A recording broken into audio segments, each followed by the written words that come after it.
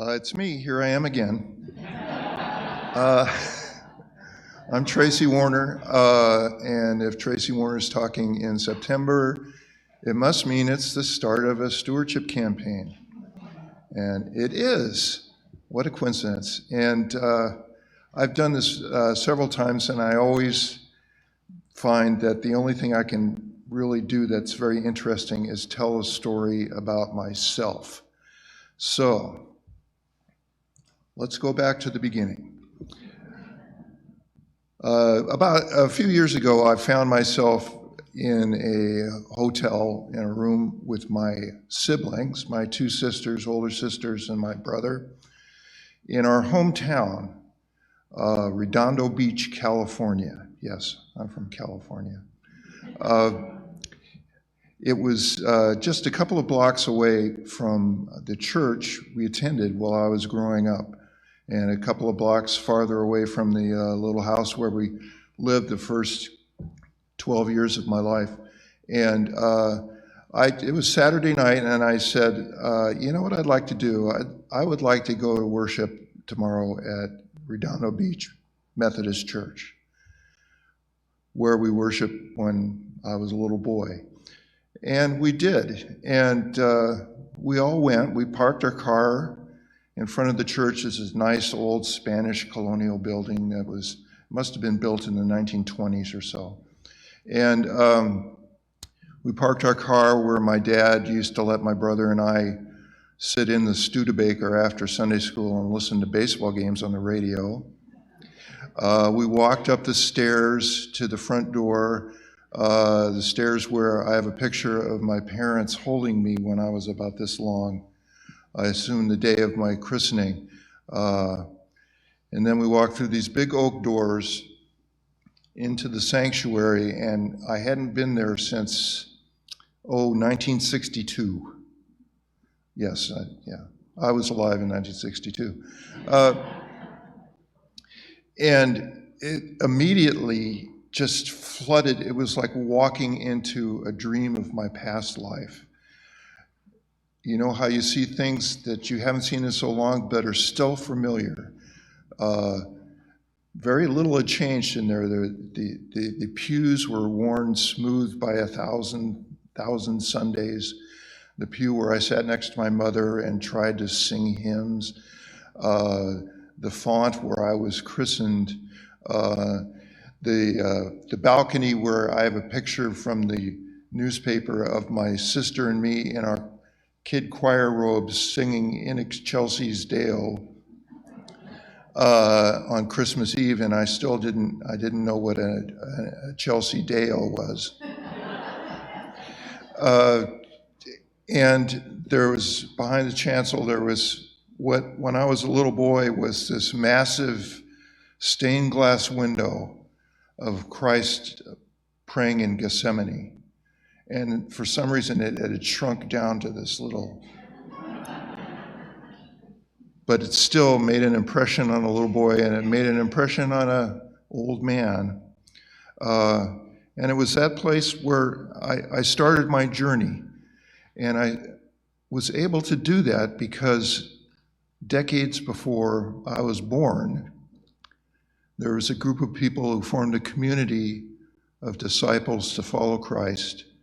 And they realized that it was God's world, and all they had in life, all the blessings they had enjoyed, came from God. And they were asked as disciples to share a small part of those gifts to create a church community to follow the teachings of Christ. And they did that, and it was still going strong when I was a little boy, and it's still going strong today, and that just warms my heart to think about it. Well, from there, we moved to another church down in the next suburb down the road. That's a California thing. I became a stalwart member of the Methodist Youth Fellowship and realized that I had a talent for embellishing the truth. And that later in life, I could, if I played my cards right, make it my profession And moreover, I could use some of my more irritating qualities to my advantage. But I took with me, I still had the third grade Bible that I got at the Redondo Beach United Methodist Church. When I was there, I told the pastor, I said, you know, I've still got the third grade Bible I got in this church. And she kind of did a hug like this, and I had to leave, so I never got to talk to it beyond that. It's one of my precious possessions. My mother signed my name in it. And I had to memorize all the books of the Bible to get this Bible. And that was a lot of work. I think they let me slide on a lot of the Old Testament. But anyway, reminds me of a story of a young boy my age who had to recite the 23rd Psalm to earn his third grade Bible, and his mother asked him how it went afterwards, and he says, well, I thought it was beautiful, but can you tell me, why do I want good Mrs. Murphy to follow me all the days of my life? And her name's not Shirley.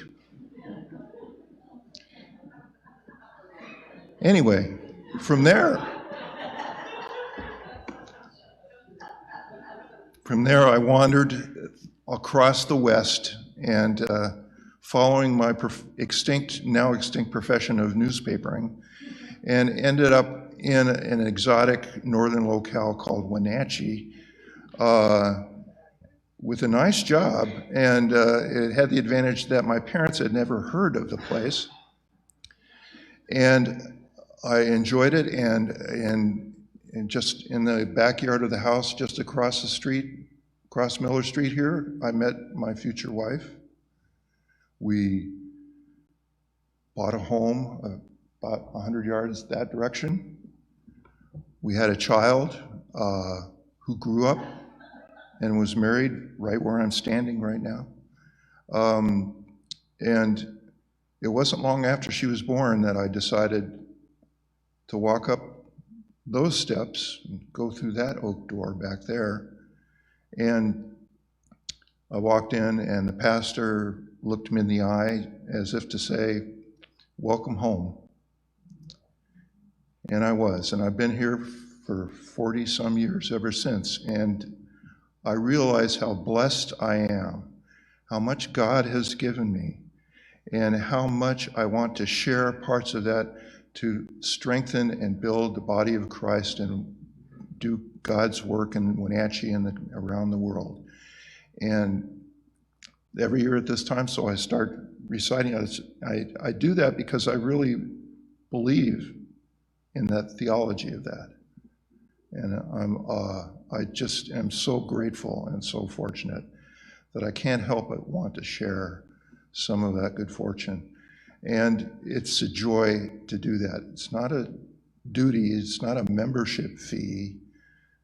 It's just my part of being a disciple of Christ. And so, a few weeks ago, I got an email from Pastor Debbie, and it said she'd like to meet with me in her office. And I went up there. I kind of had a feeling what might happen. She looked at me, and she didn't ask me to run a stewardship campaign. She just said, Tracy, do you know anybody who could do a stewardship campaign? And I looked around, and I said, of course, I'd be honored and happy to do that. So here we go. We're all in it together. I don't know what the future holds. They keep telling me that we're part of a fading mainstream, mainline denomination that's doomed to wither away because we don't have the right political passions, or we don't do the right arm movements in church, or what is supposed to happen. I don't think that's true. In my heart, I don't think it's true. But I do know that the future is up to us as disciples together. So thank you for your generosity, and onward we go. Thanks.